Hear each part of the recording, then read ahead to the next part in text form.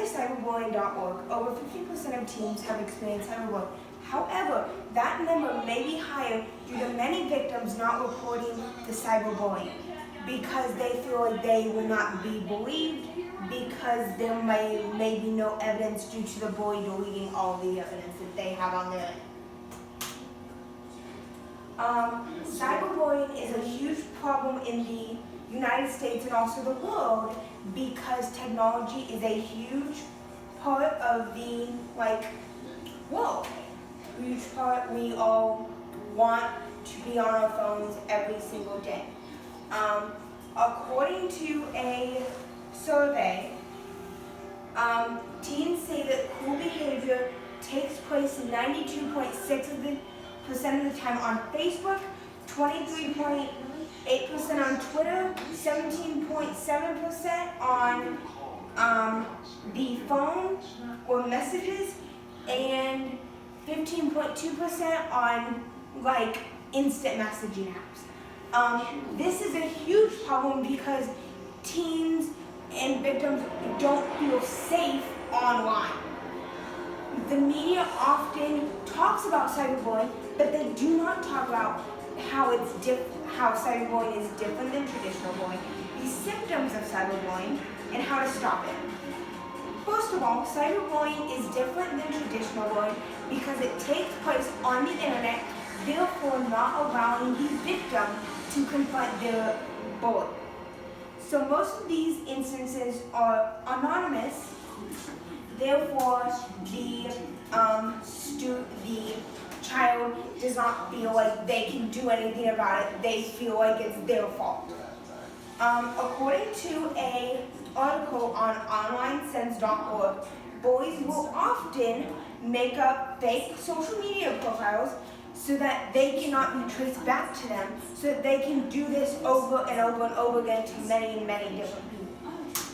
So this is hard for kids to understand, but cyberbullying is a huge problem and it needs to be addressed. So next, I will talk about the symptoms and effects of cyberbullying. Since cyberbullying is a huge problem, the media needs to realize how it can affect an individual and how to notice if somebody is a victim.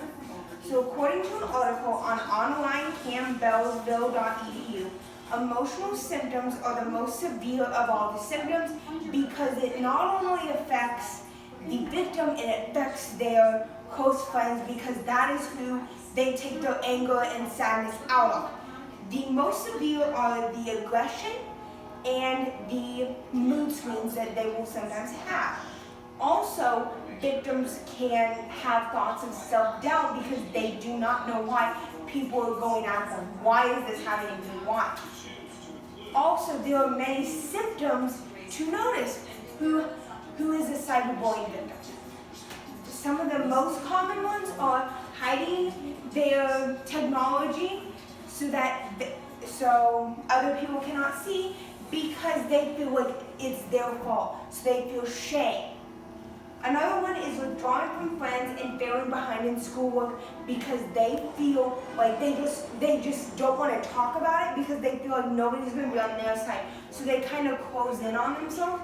And the last one is suspicious phone calls or emails or packages.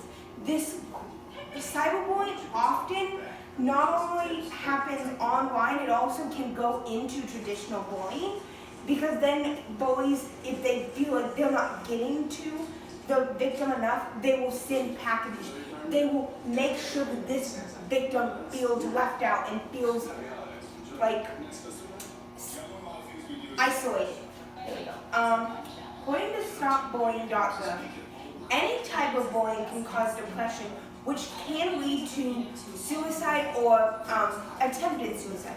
However, according to psychcongress.com, victims of cyberbullying are 3 times more likely to commit suicide. This is huge because suicide is already a huge problem, and cyberbullying makes that problem even worse. According to an article on TorontoUniversityWorldwide.edu, the victim often feels helpless because there usually is no proof of the cyberbullying at all. Lastly, I will be talking about how to stop cyberbullying. According to stopcyberbullying.gov, there are 5 steps to stopping it. They are notice the cyberbullying, talk about it, document, report, and support. So the first one is notice.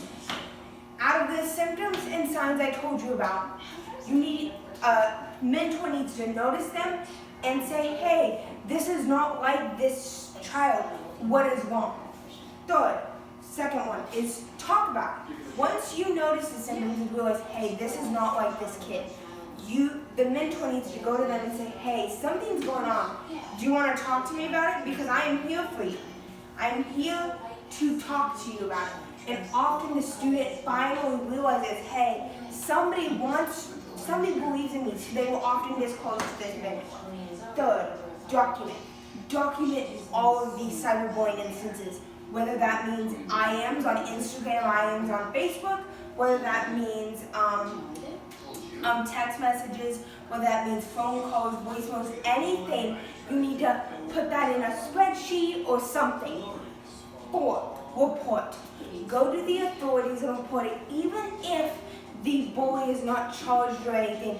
This gives the victim some type of closure, like, hey, I know it is not my fault.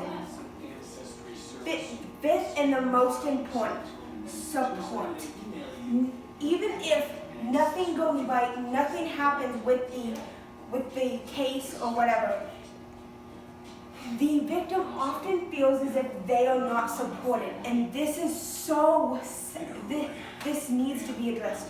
Victims need to be supported. If you can't document and report, you at least need to support the victim. That's what they need the most. Okay. In conclusion, I have talked about how cyberbullying is different than traditional bullying, the symptoms of it, and how to stop it. Cyberbullying is a huge epidemic in our world because of the technology era.